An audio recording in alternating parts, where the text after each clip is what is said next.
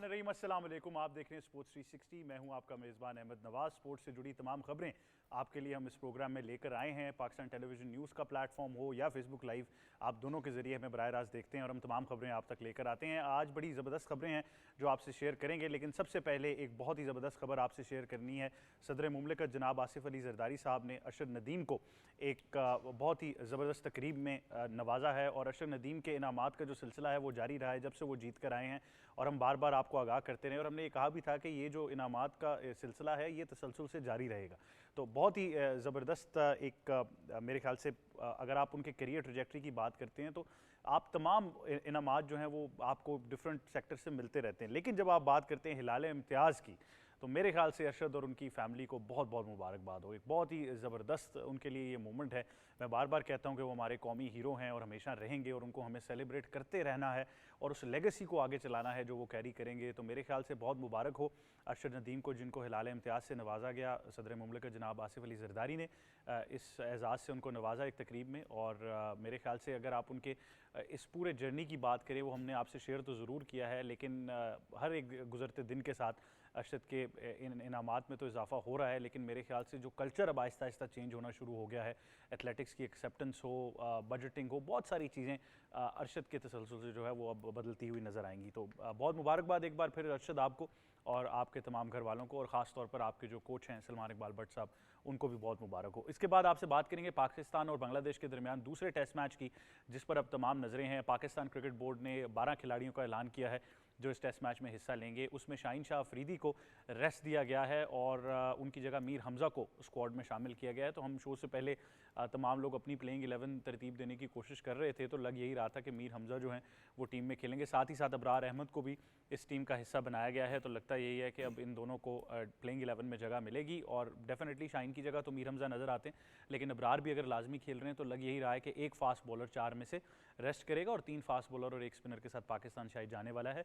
लेकिन ये मेरा अंदाज़ा है, आप भी बता सकते हैं आपको क्या लगता है, बेहतर आइडिया क्या है प्लेइंग 11 का।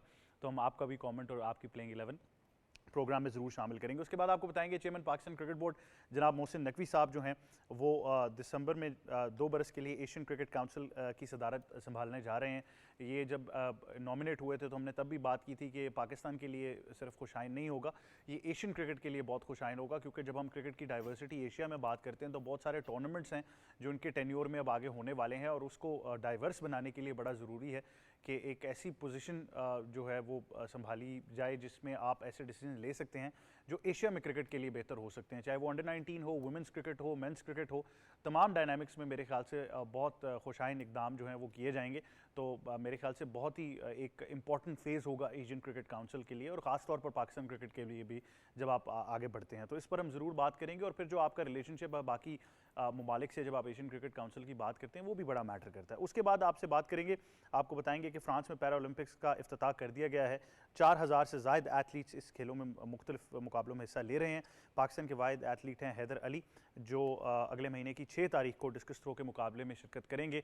और हैदर का एक बार कहना था कि मैं फिर जो लास्ट टाइम वो गोल्ड मेडल जीते थे उसी तरह की परफॉर्मेंस दोहराना चाहते हैं और इंशाल्लाह हमें पूरी उम्मीद है, मेरी उनसे ज़ाती तौर पर भी बात हुई थी, बड़े कॉन्फिडेंट हैं और लगता यही है कि इंशाल्लाह ताला पाकिस्तान के लिए गोल्ड मेडल जीत कर लाएंगे। हमारी नेक तमन्नाएं और दुआएं हैदर अली के साथ हैं। इसके बाद स्टार फुटबॉलर क्रिस्टियानो रोनाल्डो की बात करेंगे। करियर के 900 गोल वो मुकम्मल कर चुके हैं।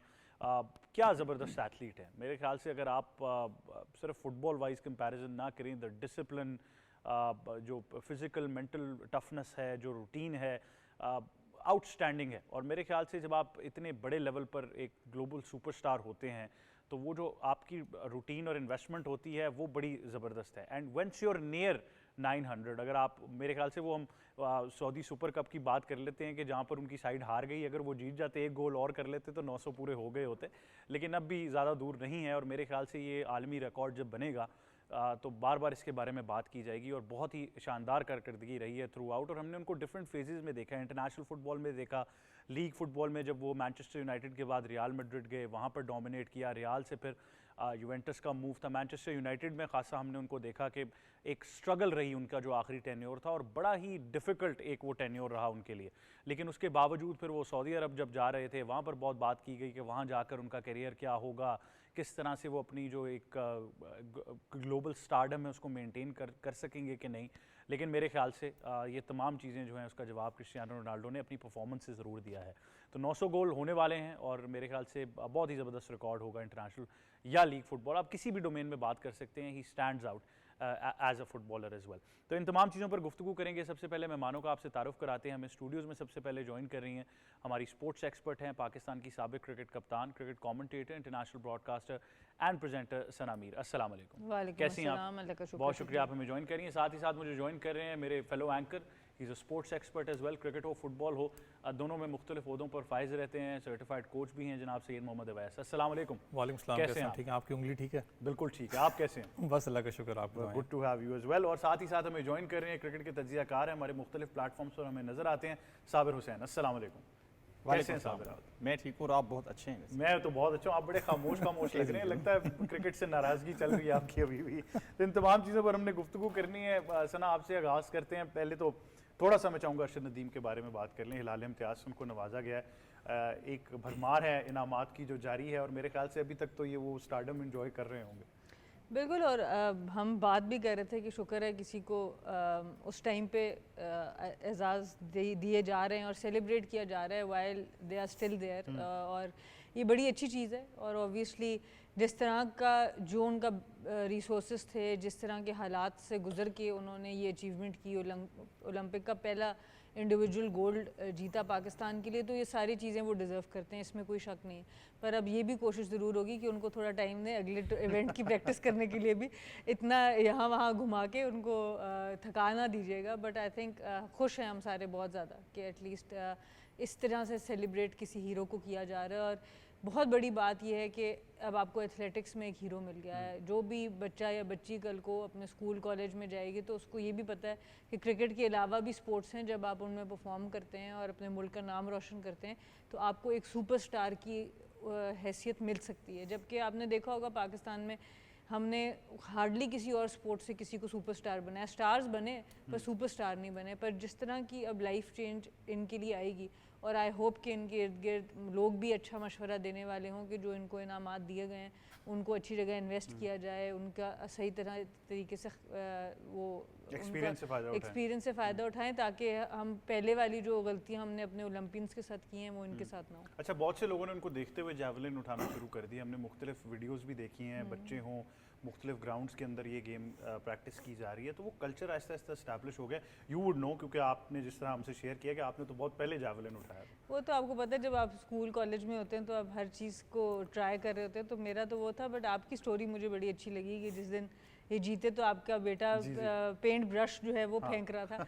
तो आई थिंक ये चीज़ें फ़र्क होती हैं कि बच्चों को अगर आप इंस्पायर कर सकें, उनको कुछ नहीं पता बट उनको वो एटमॉस्फेयर मिलता है कि यार इस चीज़ को करने से सारे दुनिया खुश हो रही है और मेरे इर्द गिर्द लोग खुश हो रहे हैं, तो बच्चे उस चीज़ को बड़ा जल्दी पिक करते हैं। तो आई थिंक इसी को कहते हैं इंस्पायर करना नेक्स्ट जनरेशन को, जो कि करने में अरशद नदीम कामयाब हुआ। वैसे ये बड़ी इंटरेस्टिंग एक बात नेक्स्ट जनरेशन के लिए है कि क्योंकि वो जो सना ने भी मोमेंट हाईलाइट किया, हम सब लोग वो टीवी पर बैठ के देख रहे थे, तो इवेंचुअली जब आप वो लगाते हैं, कुछ लोग जिनको आपके साथ फैमिली में आप नहीं पता, आप एक्सप्लेन करते हैं, पूरा ओलंपिक्स का कल्चर बताते हैं, सिर्फ एक अरशद को इंडिविजुअली देखने के लिए कितने सारे लोग होंगे जिन्होंने फिर पता किया होगा जैवलिन थ्रो क्या है, ओलंपिक्स क्या होती है, मतलब बहुत ज़्यादा इन्फॉर्मेशन का फ्लो होगा उसकी वजह से। मतलब ये बड़ा इंपॉर्टेंट होता है, क्योंकि जिस वक्त आप किसी स्पोर्ट्स के अंदर इतना ज़्यादा जब इन्फ्लुएंस लेते हो ना, जैसे हर जगह दुनिया देख रही थी अरशद नदीम को, चाहे बात करें लाइव, आपको पता हर न्यूज़ चैनल पे चल रहा था, फैमिली मेम्बर्स देख रहे थे, बच्चे जो सोए हुए थे वो भी उठ के देख रहे थे कि हमने देखना उसका इवेंट।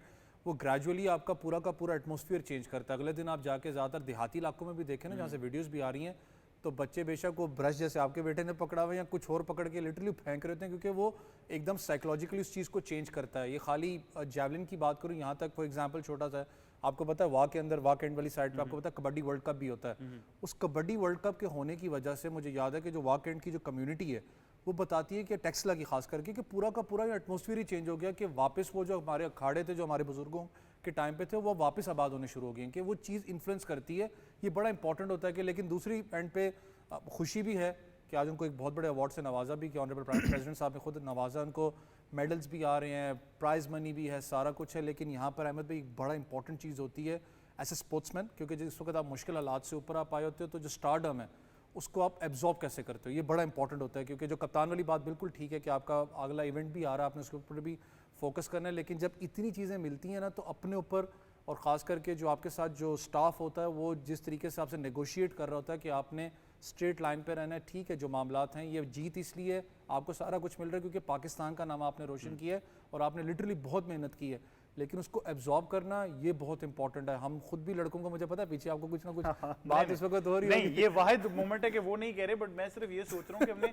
बहुत से लोगों को स्टारडम के बाद उस तरीके से फोकस करते हुए नहीं देखा, लेकिन अरशद का क्रैश होता है। हाँ, हम्बल वो एक एलिमेंट है कि हम, उन्होंने कहा भी एक इंटरव्यू में कि भाई मैं अभी भी खेलना चाह रहा हूँ, मैं खेलूंगा। क्योंकि देखिए साइकोलॉजिकली आपको कहीं ना कहीं अपने आप से बात करनी पड़ती है कि मैंने मुल्क को रिप्रेजेंट करना है। ये स्टार्ट है आपका, अल्लाह करे कि आप आने वाले वक्तों के अंदर भी आप इससे अच्छा परफॉर्म करें। लेकिन एक अच्छी चीज़ जो मुझे लगी, देखिए ऐसा क्रिकेट ऑब्वियसली कप्तान तो पाकिस्तान को रिप्रेजेंट कर चुके हैं, आप भी खेलते हैं, मैं भी खेला हुआ हूँ, साबिर भाई भी बात करते रहते हैं क्रिकेट पे। लेकिन यार मुझे खुशी एक चीज़ की है कि एटलीस्ट क्रिकेट से हमारी आवाम निकली है, दूसरे स्पोर्ट्स भी हैं। खुदा की कसम आपके सामने लड़के रोते हैं यार, हमारे सामने जितने एथलीट्स हैं रोते हैं, वो कहते हैं कि यार हम पाकिस्तान का नाम रोशन करते हैं, कहीं पर नाम नहीं आता। आप कराटे फाइटर्स की बात करें, स्ट्रीट फाइटर्स की बात करें, पाकिस्तान का पूरी दुनिया में नाम रोशन करें। एमएमए में बहुत टैलेंट है, एमएमए की आप बात करें, लेकिन मसला ये है ना कि हम लोग उसको प्रायोरिटाइज नहीं करते। बिल्कुल। जीत जाएगा गोल्ड मेडल तो एक दो दिन के लिए खबर चलती है, उसके बाद हमने उसको शायद पूछना भी नहीं कि आगे जाके तुमने क्या तैयारी करनी है। अब वक्त है कि पाकिस्तान जब जितना सीरियस इस वक्त चल रहा है मामला, मैं उस दिन था जब GHQ में इनका प्रोग्राम भी हुआ, चीफ साहब ने खुद कहा है कि हम जितनी भी मेरी जो कोर्स है मैंने उनको कहा है कि आप लोग स्पोर्ट्स पे इन्वेस्टमेंट करें, और पाकिस्तान को खुदा की ज़ात ने नवाजा भी, आपके पास यंगस्टर्स सबसे ज़्यादा हैं, बिल्कुल आपको फोकस करना पड़ेगा। स्पोर्ट्स एक वाहिद चीज़ है तो दुनिया की बाउंड्री तोड़ती भी है, आपको एक पाथवे भी दिखाती है, और पाकिस्तान का जो नाम हमने रोशन किया, अल्लाह करे जो इस वक्त जो आपको दूसरे ओलंपिक्स, पैरा ओलंपिक्स जो इस वक्त जारी हैं, अल्लाह करे कि हम उसमें भी गोल्ड मेडल जीतने में बिल्कुल। ये अच्छी बात है कि कल्चर एस्टैब्लिश हो गई, क्रिकेट और फुटबॉल के अलावा भी स्पोर्ट्स हैं, तो वहाँ पर भी हम बहुत ज़्यादा टैलेंट देख रहे हैं। बट साबिर, जो ट्रिकल डाउन इफेक्ट होता है कम्युनिटी के लिए, वो बड़ा ज़रूरी होता है। अब अरशद की वजह से उनका जो पूरा इलाका है वो लाइमलाइट में आया, वहाँ पर अकेडमीज बनेंगी, तो वो एक पूरा कल्चर हम चेंज होते हुए देखेंगे। जी बिल्कुल ठीक कहा। देखिए सबसे पहले तो मुबारकबाद अर्शद नदीम को, अगेन सदर मुमलिकत ने उनको अहल हलाल इम्तियाज़ से नवाजा है। उससे पहले प्राइम मिनिस्टर शहबाज शरीफ ने, पंजाब गवर्नमेंट ने, सिंध गवर्नमेंट ने, तो उनके इनामात की तकरीबात वो ख़त्म नहीं हो रही, वो डिज़र्व भी करते हैं। तो देखें अब टॉक ऑफ द टाउन बन चुके हैं अर्शद नदीम पिछले 15, 20, 25 दिनों से। अभी अगर बात की जाए तो अब फैमिलीज़ की जो गैदरिंग आजकल हो रही है अहमद, सैटरडे संडे के वीकेंड्स पे दिनों में, तो उनमें भी जो है अर्शद नदीम का जिक्र हो रहा है, घरों में भी इनफैक्ट। जहाँ तक बच्चों की आपने बात की तो ये एक ऐसा एक इन्फ्लुएंशियल एक हमारे पास एक पर्सनैलिटी आ चुकी हैं अर्शद नदीम की शक्ल में कि बच्चे फॉलो करना शुरू हो गए हैं स्पोर्ट्स को। देखिए पेरेंट्स को भी अभी पता लग रहा है कि यार वाकई अपने बच्चों को जो आउटडोर एक्टिविटीज़ हैं, ना कि सिर्फ ये पर्टिकुलर स्पोर्ट्स मगर जो बाकी आपके खेल हैं, वहाँ पे अपने बच्चों को लाजमी जो है वो भेजना चाहते हैं इनफैक्ट। क्योंकि आजकल जो अगर देखा जाए जितना डिजिटल मीडिया आ चुका है, बच्चे जो है वो थोड़े से लिमिटेड हो चुके हैं टैब्स की वजह से, मोबाइल ऐप्स की वजह से। तो अभी वो इनफैक्ट आउटडोर एक्टिविटीज़ जो है ना कि सिर्फ वीकेंड मगर डेली बेसिस पे शाम को बच्चों को बाहर लेके जाके इस तरह की स्पोर्ट्स की एक्टिविटीज़ में डाला, ये आपकी हेल्थ के लिए बेनिफिट है। और ऑब्वियसली अगर आप कुछ बच्चे इस डिफरेंट स्पोर्ट्स को परस्यू करते हैं तो वो आगे जाके ज़ाहिर बात है पाकिस्तान का नाम रोशन करते हैं। तो बड़ा ही एक हमारे एक कल्चर बन चुका है अर्शद नदीम की स्पोर्ट्स को रिवाइव करने के लिए। जिस तरह सर ने बात की कि देखें, वैसे ने बात की कि ये इस पर्टिकुलर स्पोर्ट्स के अलावा बाकी भी जो खेल है हमारे, उनको प्रमोट करना चाहिए, हमें प्रायोरिटाइज़ करना चाहिए, ना कि सिर्फ क्रिकेट और हॉकी। और हमने देखा है माशाल्लाह से बाकी भी स्पोर्ट्स को भी आहिस्ता आहिस्ता आ रहे हैं। मगर कुछ ज़माना था कि देखें जब रेडियो पे या पाकिस्तान टेलीविज़न पे जब हॉकी जब वर्ल्ड चैंपियन पाकिस्तान बना था तो देखें हर घर में बातें होती थी हॉकी की। हमें डिफरेंट नाम भी अब आजकल ले सकते हैं। कहीं ना कहीं पे कुछ चीज़ें मिसिंग हुई हैं 15-20 सालों में, क्योंकि हमारा जितना भी फोकस था, चाहे यंग जनरेशन हो, चाहे सोशल मीडिया का भी जो फोकस हो, वो सिर्फ और सिर्फ पर्टिकुलर एक दो स्पोर्ट्स पे था। मगर अब ऐसा नहीं है। अगर हम देखें तो पाकिस्तान में देखें टैलेंट बेतहाशा है। और ऐसा नहीं कि बड़े शहरों में, मैं छोटे शहरों का नाम लेना चाहूँगा। अगर मैं छोटी सी मिसाल दे दूँ, आपने देखें मियाँ चन्नू की बात की, अर्शद नदीम की, तो मियाँ चन्नू के इर्द गिर्द जितने भी छोटे छोटे इलाके हैं, तो जाहिर बात है वो एक सेलिब्रिटी की तरह से उनको डील करते हैं। और वो चाहते हैं कि यार हम इस तरीके के स्पोर्ट्स को अपनाएं। अगर मैं शाहनवाज दहानी की बात करूँ लाड़काना में, तो जब भी वो फ्री होते हैं तो लाड़काना में एक हमारे डिफरेंट इंस्टीट्यूशंस हैं, कुछ कोचिंग सेंटर्स हैं इंग्लिश की, तो वहाँ पे जाते हैं, वहाँ पे डिफरेंट बच्चे उनसे ऑटोग्राफ लेते हैं। तो वो डिफरेंट हमारा एक ग्राउंड भी, क्रिकेट ग्राउंड भी है, तो वहाँ पे जाके जब शाहनवाज डानी जाते हैं तो उनसे बच्चे देखें मिलते हैं, तो जितने भी हमारे क्रिकेटर्स हैं या जितने भी स्पोर्ट्स पर्सनैलिटीज़ हैं, तो उनको देखे बच्चे आइडियलाइज करते हैं। बिल्कुल, तो ये यानी कम्युनिटी डेवलपमेंट पर बहुत ज़्यादा जी। काम होता है। तो आई थिंक इसलिए मैं कह रहा हूँ कि ट्रिकल डाउन इफेक्ट है। लेकिन एक बार फिर हम सब की तरफ से अरशद को, उनके घर वालों को, उनके कोच को खास तौर पर बहुत बहुत मुबारकबाद हो।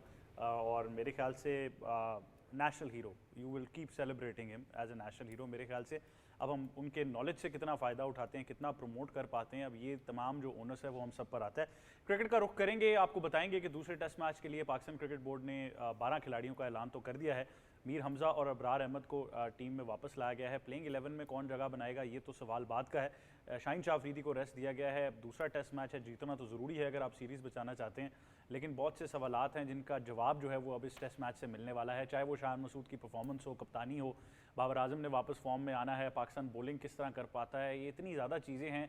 आई थिंक वो हम बात कर रहे थे सना के वर्ल्ड कप के बाद सारी जो नज़रें और फोकस है सीरीज़ पर है, वो पहले टेस्ट मैच के बाद तो और भी ज़्यादा फोकस हो गया। तो अब आप ये प्लेइंग 12 को देखते हुए कैसे देख रहे हैं टेस्ट मैच? बिल्कुल, और ये होता है जब टीम अंडर प्रेशर होती है तो दूसरी जितने भी इंटरनेशनल टीम्स हैं वो भी इस चीज़ को समझती हैं कि this is our best chance. और ये मैंने इस टेस्ट मैच से पहले ये बात की थी कि वैसे तो ऑन पेपर अगर देखें तो हमारी टीम बड़ी अच्छी है और सारा कुछ है, बट बांग्लादेश भी इसको एक्सप्लॉइट करने की कोशिश करेगा और उन्होंने किया, क्योंकि हम अंडर प्रेशर थे, हम कुछ एक्स्ट्रा करना चाह रहे थे और उसकी वजह से हमने डिसीजन मेकिंग गलत की, हमने स्पिनर नहीं खिलाया, ओवर करेक्शन की तरफ चले गए। तो उसका अब आपके ऊपर डबल प्रेशर आ चुका है, क्योंकि अब आपको रिज़ल्ट चाहिए ही चाहिए अगले मैच में, और वो भी अपने फेवर में चाहिए। तो अब ऑब्वियसली सिचुएशन टफ ज़रूर है। जो नज़र आया है 12 जो अनाउंस किए हैं उसमें नज़र आ रहा है कि करेक्शन हुई है। जो बात हम कह रहे थे, अबरार को वापस लाया गया है टीम में, मीर हमज़ा अभी स्क्वाड का हिस्सा है। अब देखना होगा कि किसी और बॉलर को जिसको पहला टेस्ट खिलाया है उसको रेस्ट दिया जाएगा या फिर हम देखेंगे कि मीर हमज़ा को नहीं खिलाया जाएगा, but most probably Mir Hamza खेल रहे होंगे और एक और बॉलर जो है पिछले टेस्ट से वो रेस्ट करेंगे। बाकी यही नज़र आ रहा है कि बाकी टीम सेम रहेगी और अबरार की एंट्री हो जाएगी शाहीन की जगह। बिल्कुल। अवैस, आप बड़े एक्साइटेड हैं दूसरे टेस्ट मैच के लिए, आपने अपनी भी एक प्लेइंग 11 का अंदाज़ा लगाया है। तो मीर हमज़ा को लाना और अबरार को लाना तो मेरे ख्याल से step in the right direction है। बार बार यही बात कर रहे थे कि आपको वो एक्सपीरियंस जो मीर हमज़ा के पास है, लॉन्गर स्पेल्स, वो इस पिच पे उनकी ज़रूरत है और अबरार का आना भी ज़रूरी है। ये अब मैं नहीं कहना चाहता दोबारा वो जो लाइन अज़हर महमूद ने कही कि जी हमने पिच को कुछ और समझा और वो बिहेव कुछ और कर गई, वो which is I don't think is the right. हाँ, शरारती पिच है बिल्कुल। तो ये शरारती पिच, हाँ, तो पिच जो है वो शरारत कर रही है। ये खैर ये हैशटैग शरारती पिच कोट करना पड़ेगा हमें।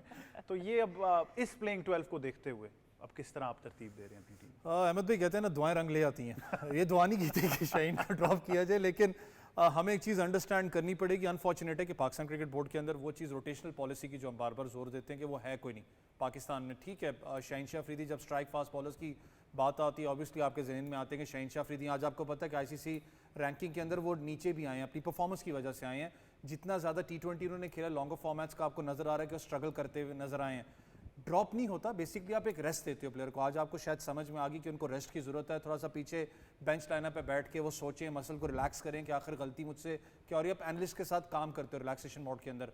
मीर हमज़ा की बात करूं, 600 खिलाड़ी आउट कर चुके हैं फर्स्ट क्लास के अंदर। मैं इस चीज़ पे हमेशा जोर देता हुआ आया हूं कि आप अपने प्लेयर को चांस देते हो अपनी होम कंडीशन में। आपने इसके बाद इंग्लैंड के खिलाफ भी अपनी होम कंडीशन में खेलना है। लेकिन मेरी आपकी कल भी बात हुई थी, मैं आपसे यही चीज़ पूछना चाह रहा हूँ। हम बार बार इस चीज़ को स्ट्रेस करते हैं कि कोई बुराई नहीं है अगर आपके सुपरस्टार या सीनियर प्लेयर पूरी दुनिया में रेस्ट पर जाते हैं। आप इंडिया की टीम की मिसाल देख लें, कितनी सीरीज़ होंगी जिसमें उनके सुपरस्टार्स नहीं खेले। आप इंग्लैंड को देख लें, बड़ा ये नॉर्मल है।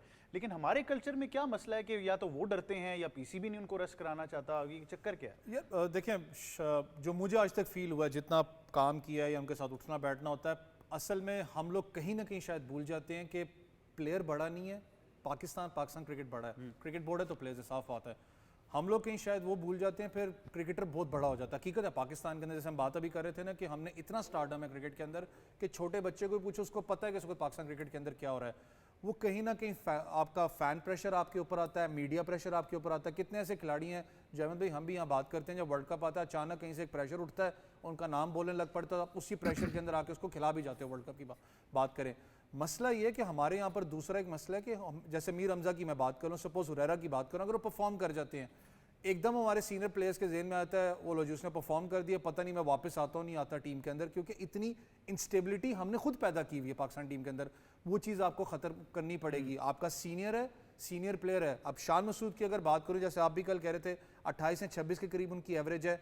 सबसे बड़ा जो फ्लॉ मुझे नज़र आता है वो कप्तान, क्योंकि खुद कैप्टन रही हैं, बेहतर शायद मुझसे अपना बता सकें, बॉडी लैंग्वेज आपका क्यों इतना ज़्यादा स्ट्रॉन्ग नहीं नज़र आता, क्योंकि आपकी खुद परफॉर्मेंस अच्छी नहीं है। जिस वक्त आप टीम मीटिंग्स में बैठे होते हैं ना, जब मैच से पहले होती है, एक दिन पहले होती है, उसके अंदर जो कप्तान जब परफॉर्म ना कर रहा हो ना, तो वो बेचारा डरता है बात करते हुए। क्यों? उसके ज़हन में होता है कि जो सीनियर सामने बैठे हैं, किसी के मुंह से निकल आ गया प्रेशर कुकर किसी का हो ना तो फट जाता है वो आगे से कि भाई तुम्हारी परफॉर्मेंस क्या, ज़रा मुझे जवाब दो। आपको अगर परफॉर्मेंस दिखानी है, फिर दूसरा कप्तान होता है जिसमें वो कहता है कि मैं जिम्मेदारी उठाता हूँ, इन प्लेयर्स को निकालो, आपको करना पड़ता है। बिल्कुल ऐसे ही। और मेरे ख्याल से जो टेक्निकल तरीके से जो विकेट्स गिरी हैं उस पर भी बात करना ज़रूरी है कि जजमेंट ख़राब है, बैटिंग एरर्स हैं, क्या है, क्योंकि ऐसी कोई इतनी परफॉर्मेंस उस तरह से नहीं थी कि हम कहें कि यार इस तरह के एरर्स के साथ आउट होंगे। फ्लैशिंग आउटसाइड ऑफ स्टंप हो या फिर कदमों का इस्तेमाल गलत करके, बहुत सारी चीज़ें हैं जो टीम के बैटर से जुड़ी हैं, उनको डिस्कस करेंगे एक छोटे से वक्फे के बाद। देखते रहिए स्पोर्ट्स 360।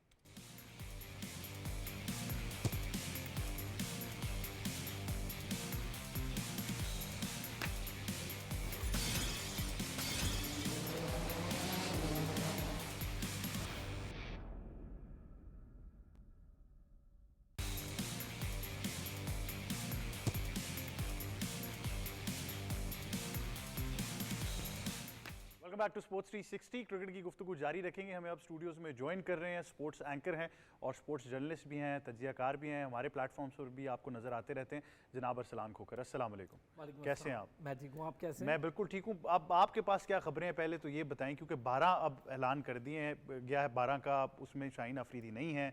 अब प्लेइंग 11 का भी हमने अंदाज़ा लगाना है, लेकिन ये मुझे ये नहीं समझ आती कि ये जो हम तमाम चीज़ें दूसरे या तीसरे मैचेस में जाकर करते हैं, अब आप अबरार को भी खिलाएंगे, मीर हमज़ा को भी लेकर आएंगे, तो भाई पहले कर लें। अच्छा, मज़े की बात यह है कि एक तो शाहीन को रेस्ट करवाया है, उसका वर्कलोड मैनेज कर रहे हैं, दूसरा कामरान गुलाम को भी रेस्ट करवाया, हाँ। उसका भी वर्कलोड का भी वर्कलोड मैनेज कर रहे हैं, बड़ा मैनेज कर रहे हैं कि नहीं वो थक गए थे बेचारे, बेंच पे कब तक बैठेंगे और कितने मजीद टेस्ट मैचेस बैठेगा वो बेंच पे। तो ठीक है, बेचारे को इधर से भी रिलीज़ करा देते हैं, शाहीन से उधर से भी रिलीज़ करा देते हैं। अब अबरार, उन्होंने कहा है, जेसन गिल्स्पी की मैं प्रेस कॉन्फ्रेंस भी सुन रहा था, तो उन्होंने कहा कि जी हम कंडीशंस के मुताबिक अबरार को इन किया 12 में, तो हम ज़रा इन सारी चीज़ों को देख रहे हैं। शाहीन जाएंगे, मीर हमज़ा आ जाएंगे, फिर अबरार भी खेलेंगे, कोई एक आधा बॉलर और कुर्बानी देगा तो उसके बाद अबरार आ जाएगा। वो एक आधा बॉलर जाहिर है वो मोहम्मद अली ऑब्वियसली, हाँ, वो सबको लग रहा है मोहम्मद अली है, तो वो कुर्बानी दे देगा और उसकी जगह अबरार आ जाएगा। फिर अबरार अगर तो परफॉर्म कर गया तो ठीक, अगर तो परफॉर्म नहीं किया तो फिर वही कि देखा हमारा डिसीजन वो ठीक था, हमने तो ऐसे आप लोग प्रेशर डाल रहे थे। दोनों केसेस में उनके लिए विन-विन हाँ, वो कहेंगे प्रेशर आप डाल रहे थे, हम तो उसी टीम को ले जाना चाहते थे। और फिर अभी इश्यूज ये है ना अहमद, देखें मैं बार बार एक चीज़ उधर भी हम प्रेस कॉन्फ्रेंस में भी पूछ रहे होते हैं और यहाँ भी मैंने सिर्फ 2 चीज़ें पूछी थी जिस पे उन्होंने कहा जी कि आप क्या ये क्या, मैंने कहा मुझे ये बता दें कि टीम सिलेक्शन के वक्त पिच रीड करने के बाद टीम सेलेक्ट हुई थी या टीम सेलेक्ट करने के बाद पिच रीड हुई थी? तो ये 2 चीज़ें बताएं। और ये इतना पहले आप 3 दिन पहले अनाउंस कर देते हैं टीम, ताकि जो अपोजिशन है आपकी वो पहले ही देख ले यार ये कैसी बॉलिंग करता है, ये कैसी बैटिंग करता है, मैं इसके खिलाफ क्या कर सकता हूँ। यही आप वर्ल्ड कप में करते रहे हैं कि 2-2 दिन पहले टीमें अनाउंस कर देते हैं, 24 घंटे पहले टीम अनाउंस कर देते हैं। ये कौन सा तरीका है यार? आप दूसरों को तो पहले अपना हथियार बता देते हैं, मेरे पास ये हथियार है इसके साथ मारूंगा तो तुम तैयारी कर लो कैसे बचना है। और वो बांग्लादेश भी तो आपके सामने ही है ना, कितनी खामोशी के साथ। अच्छा please excuse my limited knowledge, but मुझे नहीं लगता कोई और क्रिकेटिंग नेशन इतनी कीन होती है बताने के लिए कि हमारी प्लेइंग 11 क्या है। किसने की है यार? सबसे ज़्यादा मैं कहता था कि न्यूजीलैंड ये काम कर रही थी पिछले काफ़ी अरसे से, वो भी बिल्कुल एंड पे करते थे, हम तो फिर 24 घंटे पहले। अच्छा, अब आपने 12 जो अनाउंस किया, मुझे बताएं क्या बड़ी तब्दीली हो सकती है 12 में? सलमान अली आगा डेफिनेट खेलेंगे ना, आपको कोई ना कोई एक तो चाहिए ना, स्पिनर कैसे कराएंगे आप? खाली एक स्पिनर नहीं, और जो बैटिंग है उसके हिसाब से तो फिर ऑप्शन नहीं होगा। अच्छा, फिर साइम अयूब भी साथ हैं, अब्दुल्ला शफीक की बहुत ज़्यादा मुझे लगता है कंसर्न्स हैं, सबको होने चाहिए। बहुत अच्छा बैटर है, बड़ा टैलेंटेड है, लेकिन उस टैलेंट का क्या फ़ायदा जो मल्टीप्लाई नहीं हो रहा है स्कोर्स में। अगर आप बहुत टैलेंटेड हैं तो भाई आप शो करें ना, ऐसा नहीं हो सकता कि आप बहुत टैलेंटेड हैं कमाल के शॉट्स खेलते हैं आपकी बड़ी शानदार 2-4 शॉट्स हैं, लेकिन यार उसको स्कोर करना पड़ेगा ना। आप जहां मैच जितवाते हैं टैलेंट वो है। बिल्कुल, मेरे ख्याल से असलान ने बहुत इंपॉर्टेंट चीज़ की निशानदेही की। अगर आप सिर्फ अब्दुल्ला, मैं इसलिए कह रहा हूँ कि the mode of dismissal is very important. जिस तरीके से आप आउट हो रहे हैं, पहली इनिंग में आउटसाइड ऑफ स्टंप फ्लैश किया, दूसरी इनिंग में तो खैर वो मिस जज कर गए, बॉल की लेंथ को समझ ही नहीं आई। ये बड़ा ज़रूरी है और अब्दुल्ला शफीक के ऊपर अब इतनी इन्वेस्टमेंट हो चुकी है। देखें, अगर आप एक पॉइंट पर इमामुल हक को रेस्ट करा रहे हैं, जो कि आइडियल साबित होते हैं ऐसी क्रिकेट के लिए और ऐसी कंडीशंस के लिए, फिर जो बाकी हैं उनको प्रूव करना पड़ेगा अपने आप को। तो साबिर, ये प्लेइंग 11 के मसाइल जो है वो बॉलिंग तक महदूद नहीं है। बॉलर्स के तो मसाइल हमें नज़र आई, सिलेक्शन के भी मसाइल नज़र आए, लेकिन बैटिंग के अंदर बहुत ज़्यादा तनकीद की जा रही है। अगर आप सिर्फ मोहम्मद रिजवान और सऊद शकील को निकाल लें तो कहीं पे और कोई परफॉर्मेंस नहीं नज़र आई है। जी देखें, बिल्कुल आपने सही कहा। अब जैसे लोग कहते हैं कि देर आए दुरुस्त आए, मगर अब देर तो आ गए, अब ये पता चल जाएगा कि दुरुस्त हैं कि नहीं है। क्योंकि देखिए, इब्रार की तो हमने हमेशा बात की कि स्पिनर तो आपकी टीम में होना चाहिए। अगर हम 15-20 साल 25 साल पहले भी चले जाएँ, चाहे वसीम की कप्तानी हो, वकार कप्तानी, इंजमाम की कप्तानी हो, चाहे मिसबा की हो, स्पिनर आपकी प्लेइंग 11 में हमेशा होता था। चाहे दानिश कनेरिया हो, मुश्ताक अहमद हो, सकलैन मुश्ताक हो, अरशद खान हो, सईद अजमल, जुल्फ़कार बाबर, हमेशा आपकी प्लेइंग 11 में टेस्ट मैचेस के लिए 5 दिन का टेस्ट मैच है, आपने 90 ओवर कराने हैं। तो अभी तो चले पेनल्टी का रूल आ चुका है, अगर आप ओवर्स आपका स्लो ओवर रेट होता है, अभी शान मसूद का हो भी चुका है। तो अभी इंटरेस्टिंग ये होगा कि देखें, अभी अगर आपने शाहीन शाह अफरीदी को रेस्ट करवा रहे हैं तो पता चल जाएगा कि रेस्ट है या ड्रॉप किया गया। देखिए, रेस्ट हमारे कल्चर में नहीं, जिस तरह पहले भी आप बात कर रहे थे, वेस बात कर रहे थे, सना बात कर रही थी कि हमारे कल्चर में है नहीं। अगर हम बाकी ममालिक को देखें, चाहे छोटी कंट्रीज क्यों ना, वो रेस्ट कराते हैं। तो कहीं ना कहीं पे जी, मैम भी बैठी हैं यार, ड्रॉप कुछ शेम नहीं है। डेविड मलान ने रिटायरमेंट अनाउंस कर दी, 2023 में लास्ट टाइम खेला, कितना अच्छा प्लेयर है वो, उसको ड्रॉप किया। ड्रॉप कोई शेम नहीं है, वो आपकी परफॉर्मेंस बेहतर करने के लिए एक जंग है ना, कर लें खुद से। लेकिन ब्रेक से पहले हम ये डिस्कस करते थे साबिर कि क्या मतलब प्लेयर्स को इनसिक्योरिटी है, बोर्ड को है, क्यों डर रहे हैं बड़े प्लेयर्स? मतलब अगर फॉर्म नहीं लगी तो बड़ा नेचुरल होता है कि आप रेस्ट ले लेते हो। सर, मैंने हमेशा एक बात की है कि देखिए, बजाय आपको कोचिंग स्टाफ, आपकी पीसीबी मैनेजमेंट आपको फोर्स करे, एक अपनी भी सिंसियरिटी अपने साथ होनी चाहिए। क्या मैं जस्टिफाई कर रहा हूँ प्लेइंग 11 में, बेशक मेरा बड़ा नाम है, बेशक मैंने T20 में 2 बॉलें करके हम उसी को लेके चल रहे हैं पिछले 2-3 सालों से, 152 के स्कोर को लेके हम अभी तक लेके चले, सॉरी टू से, मगर क्या कसूर है कामरान गुलाम का? मुझे तो ये समझ नहीं आती भाई। अगर आप असद शफीक को ड्रॉप करके आप उसका करियर ख़त्म कर सकते हैं, आप अजहर अली को आप ड्रॉप नहीं कर सकते थे। आप बाबर आजम की देखें, हमारे लिए वो बड़ा स्टार है दुनिया का, तो कहीं ना कहीं पे उनको भी रेस्ट चाहिए होती है, क्योंकि मैच प्रैक्टिस बड़ी ज़रूरी होती है। जो बच्चे डोमेस्टिक खेलते आ रहे हैं और कंसिस्टेंसी खेलते आ रहे हैं, तो आई थिंक वो डिजर्व करते हैं, खास करके अपनी होम कंडीशंस में। हम तो कहीं ना कहीं पे थोड़ी सी अहमद ज़्यादती भी कर देते हैं कि हम यंग बच्चों को अवे टूर्स पे लेके जाते हैं। हमने काफ़ी ज़्यादा ऐसे यंग टैलेंट्स हम ज़ाया भी किए हैं। हम दानिश अजीज़ को लेके गए साउथ अफ्रीका के टूर पे, हमने हुसैन तलत हमारे पास काफ़ी अच्छा था, वाइट बॉल, उस्मान सलाउद्दीन, समी असलम, बेताशा नाम हम ले सकते हैं। तो हमने टेस्ट मैचेस की अगर बात करें तो देखें, आप जो ऐसे लड़के आपको चाहिए जो कि एक तो करंट फॉर्म बड़ी ज़रूरी होती है, और जो बड़े नाम है हमारे, उनको आई थिंक खुद भी लेना चाहिए। बिल्कुल सना, इसमें मैं चाहूँगा आप इस ये जो माइंडसेट है इस पर ज़रूर कमेंट करें कि क्या वजह है। जिस तरह मैं कह रहा हूँ, बाकी ममालिक में बहुत आम है कि बड़ा प्लेयर रेस्ट पर चला जाएगा, 1-2 सीरीज़ रुकेगा, फिर कम बैक होगा, तो क्या वजह है कि हमारे यहाँ पे वो इनसिक्योरिटीज़ दोनों साइड से हैं? और दूसरी, अगर हम पाकिस्तान क्रिकेट के डायनामिक्स देखें तो हमने सबसे ज़्यादा जो तब्दीलियाँ की हैं वो ओपनिंग डिपार्टमेंट में की है। इमरान बट, आबिद अली, उसके बाद अब समी असलम थे पहले, उसके बाद अब आप हुरैरा का चांस था लेकिन समी असलम को ट्राई करते रहे, इमामुल हक को आपने बिठाया, शान नीचे चले गए। लेकिन मिडिल ऑर्डर में जहाँ मेजॉरिटी लोग कायद ट्रॉफी में रन्स कर रहे हैं, वहाँ पर तो सवाल ही नहीं पैदा होता। और ये मेरे ख्याल से फिर वही दौर है कि जहाँ पर यूसुफ, यूनस और इवन इंजी भाई जब तक खेलते रहे, फिर मिसबा आ गए, तो बहुत से प्लेयर्स हैं जिनको मौका नहीं मिल सका। शायद यूसुफ को कभी मौका नहीं मिला। बहुत सारे ऐसे प्लेयर्स हैं जो मिडिल ऑर्डर में कभी जगह ही नहीं बनी। देखिए, बहुत से इसके डिफरेंट फैक्टर्स होते हैं। आपने ओवरऑल जो सवाल आपका है, सबसे इम्पोर्टेंट बात ओवरऑल पाकिस्तान क्रिकेट में ये है कि आप किसी एक चीज़ को आइसोलेट करके नहीं देख सकते। काफ़ी गलतियां हो भी रही हैं इस मैनेजमेंट को अगर देखें, पर एक चीज़ जो इन्होंने अच्छी की है कि डोमेस्टिक क्रिकेटर्स के कॉन्ट्रैक्ट बढ़ाए हैं। वो बात मैं वहाँ से क्यों स्टार्ट कर रही हूँ कि आप ये बात करें रेस्ट क्यों नहीं लेता प्लेयर। पाकिस्तान का जो प्लेयर जो इंटरनेशनल लेवल पे क्रिकेट खेलता है उसमें और जो डोमेस्टिक लेवल पे क्रिकेट खेलता है उसमें ज़मीन आसमान का फ़र्क है।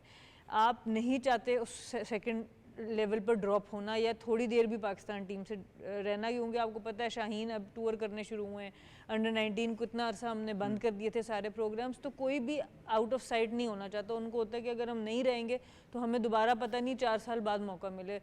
फवाद आलम आपके सामने एक मिसाल थी, 11 साल वो बेचारा परफॉर्म करता रहा डोमेस्टिक में, जब उसको मौका मिला तो तब तक उसकी पीक ख़त्म हो चुकी थी। तो एक तो आपका डोमेस्टिक इंटरनेशनल का बहुत ज़्यादा फ़र्क है, जिसको अभी थोड़ा सा कम करने की कोशिश की है इस मैनेजमेंट में, चाहे वो लड़कियों कॉन्ट्रैक्ट्स को बेहतर बनाया गया है। मेरे ख्याल से ये एक बड़ा पॉजिटिव इन्होंने स्टेप लिया है। बट ओवरऑल एक पूरा माशरा ही ऐसा है, अगर आप मीडिया में भी देख लें, आप बड़े बड़े शोज़ देख लें, कौन अपनी जगह छोड़ता है? कोई जगह छोड़ता है? कोई भी नहीं छोड़ेगा। बहुत कम लोगों में ये लीडरशिप होती है जो अपनी जगह किसी और को लाके ग्रूम करेंगे कि जी हाँ जी मेरी जगह आप भी आएँ, थोड़ा सा हमारे चैनल की बेहतरी हो, और भी होस्ट तैयार हों या और भी एनालिस्ट तैयार हो। कोई भी इस तरह नहीं करता। बात सिस्टम की होती है कि आप एक पाथवे बनाएं कि एक प्लेयर ने अगर अंडर 19 खेल लिया, उसके बाद उसका क्या स्टेप है, वो भी कर लिया, उसके बाद उसका क्या स्टेप है, फिर उसने पाकिस्तान खेल दिया, अब वो अगर मैचेस नहीं जिता सकता है, वो सीनियर प्लेयर आ गया, उसका क्या नेक्स्ट स्टेप है? क्यों नहीं? हमारे पास प्लेयर यूनियन नहीं है, हमारे पास प्लेयर एसोसिएशन नहीं, इसलिए आपका जो ट्रांजिशन पीरियड होता है उसमें आपको एक कुएं के अलावा एक प्लेयर को कुछ नज़र नहीं आता कि मैं अब क्रिकेट छोड़ने वाला हूँ। ना मैंने पढ़ाई की है, ना मैंने और कुछ किया। बहुत कम प्लेयर्स हैं जिनको पढ़े लिखे। Entry is not the problem, even जब आपने एग्जिट करना है, exit is the biggest problem. Entry तो आप देखें पिछले जितना पाकिस्तान ने डेब्यू कराए हैं लड़के और लड़कियों में पिछले 3-4 सालों में, मुझे आप बता दें किसी और मुल्क ने कराया। एंट्री इशू नहीं है, रिटेन करना इशू है, और उसके बाद एग्जिट बहुत बड़ा इशू है। एग्जिट क्योंकि आपका वहाँ पे बॉटल नेक है, वहाँ पर लोग जाना ही नहीं चाहते, बिकॉज आगे खाई है। और शायद यही वजह कि आधे से ज़्यादा प्लेयर्स इंजरी भी छुपा रहे हैं। इसलिए क्योंकि देखिए, आपने पढ़ाई को कॉम्प्रोमाइज़ किया, आपने अपनी जॉब्स को कॉम्प्रोमाइज़ किया। आप जब तक क्रिकेट, डिपार्टमेंटल क्रिकेट, मेरा अपना डिपार्टमेंट था, मैं नाम नहीं लेती, लेने का दिल तो बड़ा करता है, पर जब ये डिपार्टमेंट ख़त्म हुए, इन्होंने 10 साल से हमें बोला हुआ था आप परमानेंट है। जिस दिन डिपार्टमेंट ख़त्म होने की बात आई, उन्होंने कहा हमने तो आपको कभी परमानेंट किया ही नहीं था। अब मेरे पास पढ़ाई ना होती, मैं अंग्रेज़ी ना बोल सकती, मैं कमेंट्री ना कर सकती, मेरी क्या लाइफ रह जानी थी। तो आप प्लेयर्स को ग्रूम नहीं करते, आप प्लेयर उसके बाद का कोई करियर आपका है नहीं। और फिर again scorer, coaches, ground staff, umpires, उनकी भी जो कॉम्पनसेशन है वो इतनी कम है कि एक प्लेयर नहीं जाता वहाँ पे। तो आपको इस सारे सिस्टम को, इकोसिस्टम को डेवलप करके उन सबको अपने पाँव पे खड़ा करना है, सबकी पे स्केल्स बेहतर करें ताकि प्लेयर्स डिस्पर्स हों। वो डिफरेंट, ज़्यादातर प्लेयर क्या करते हैं, वो रिटायर होते हैं, टीवी पे आते हैं और पीसीबी की बुराई शुरू कर देते हैं, बस फिर इसी तरह से फिर चलता है। तो ये आपको पूरे सिस्टम को समझना है, और ये होगा तब जब आप दिल से प्लेयर्स का ख्याल करेंगे, you care about the players, तो आपसे ये सारे सॉल्यूशंस निकल आएंगे। आप नहीं ख्याल करेंगे, यही अगले 50 साल हमारी यही हिस्ट्री। बिल्कुल, और हम यही डिस्कशन कर रहे होंगे मेरे ख्याल से, तो वहाँ पर भी तब्दीली नजर आएगी। लेकिन मैं पाकिस्तान के फेवरेट सवाल की जानिब रुख ज़रूर करूँगा और वो बाबर आजम का है। तो क्या होने जा रहा है? लुक्स लाइक एक विजिबल स्ट्रगल है, क्योंकि टेक्निकली ऐसी गलतियां कर रहे हैं जो आप बाबर आजम से शायद एक्सपेक्ट नहीं करते कि वो टेक्निकली इतने आपको एक्सपोज नजर आएंगे। अच्छा, इसके दो पहलू हैं ना। एक ये कि बाबर आजम को हम बताएं कि यार आप क्या गलती कर रहे हैं, ये बड़ी अजीब बात होगी। इतना बड़ा प्लेयर और हम जैसा बंदा, एक नॉर्मल सा एनालिस्ट हो, मैं और आपने जिस लेवल की क्रिकेट खेली है उससे बहुत ऊपर बाबर खेल रहा है, अगर हम बताएं तो बड़ी अजीब है। दूसरा पहलू ये है कि बाबर को सोचना चाहिए कि हम बता रहे हैं यार तुम्हें, तो तुम क्यों नहीं सोच रहे। ये बहुत बड़ा पहलू है। अगर आप अपनी बेहतरी, इम्प्रोवाइजेशन रोज़ सुबह उठ के नहीं करते, लंबा अरसा स्ट्रगल की विराट कोहली ने अपनी फॉर्म के साथ, ऐसा नहीं है कि नहीं की। ब्रायन लारा जैसा बड़ा प्लेयर 1.5 साल की स्ट्रगल के बाद अपनी बैक वापस उसने अपनी कोहली का ज़्यादा रिलेटेबल है केस, क्योंकि ये तो कहा जा रहा था कि बस अब फारिग करने लगे। फारिग, इससे ज़्यादा रोहित शर्मा पर हम कहते रहे यार आपका वेट देखें ये अच्छा, फिर उन्होंने कम बैक किया। हम ये बातें करते हैं, बाबर की भी ऐसा कोई मसला नहीं है। मुझे नहीं लगता, अगर मैं वैसे देखूं कि यार बाबर में क्या इशू है, मुझे बस सिर्फ एक प्रॉब्लम लगती है कि उसका कनेक्शन नहीं बन पा रहा है, क्लाउडेड हुए हैं, कनेक्शन नहीं बन पा रहा, या वो सिंक नहीं हो रहा कुछ हालात की वजह से, या वो फोकस नहीं है। बस मुझे ये लगता है, वरना टेक्निक तो बाबर आजम की बहुत ही मतलब आला है ना। अब उसको टेक्निक हम नहीं बता, हम ये बता सकते हैं यार आप शायद डी फोकस हैं, आप फोकस हो। बिल्कुल। अच्छा, इसके लिए प्रैक्टिस सेशंस होते हैं, ट्रेनिंग सेशन आपके बारिश की नज़र हो रहे हैं पहले ही। अब ये ट्रेनिंग सेशंस जो बारिश की नज़र हो रहे हैं, मुझे नहीं पता कि ये, मैंने पूछा भी था कि भाई आप क्या इंडोर का कोई प्रैक्टिस का कोई इंतजाम किया है या लड़के घूम फिर रहे हैं? तो लड़के घूम फिर रहे हैं ना, फिर यहाँ तो है ही नहीं, कैसे ठीक होगा? वो अपनी वो जो गलती है वो डायरेक्ट मैच में लाइव जाके ठीक करेगा, कैसे करेगा? बिल्कुल, ये बहुत इंपॉर्टेंट सवाल है, बड़ा अजीब टेक्निकल मसला। बिल्कुल, बट मेरे ख्याल से आपने एक और बड़ी इंपॉर्टेंट चीज़ की निशानदेही कर दी। इसीलिए हम शायद बार बार कहते हैं कि जो नेशनल हाई परफॉर्मेंस सेंटर्स आपने हर शहर में बनाने हैं, उनको इन फैसिलिटीज़ के साथ इक्विप करें कि वो चीज़ें हो सकें। बट साबिर, अरसलान और सना, आपको बहुत शुक्रिया कि आप हमें ज्वाइन कर रहे थे। मेरे ख्याल से अगर आप इंफ्रास्ट्रक्चर डेवलपमेंट का सवाल फिर से वापस आ जाता है कि अगर आपके पास ऐसी कोई फैसिलिटी नहीं थी कि जहाँ पर मौसम ऐसा हो गया और फिर कोई प्रैक्टिस हो ही नहीं सकी, तो ये चीज़ें मैटर तो करेंगी। लेकिन पाकिस्तान की प्लेइंग 11 क्या होगी ये तो वक्त ही बताएगा। जो 12 है वो तो पीसीबी ने उसका ऐलान ज़रूर कर दिया है, अब देखना होगा कैसे परफॉर्म करते हैं। और ख़ास तौर पर इस्लामाबाद रावलपिंडी के मौसम की अगर बात करें तो उम्मीद फिर से करेंगे कि मौसम जो है वो 5 दिन का पूरा खेल जो है उसकी इजाज़त दे और तभी हमें पता चलेगा। लेकिन हम हमेशा से पूरी उम्मीद रहते हैं, हमेशा से कहते हैं कि पाकिस्तान अच्छा कम बैक करे, because it's always constructive criticism.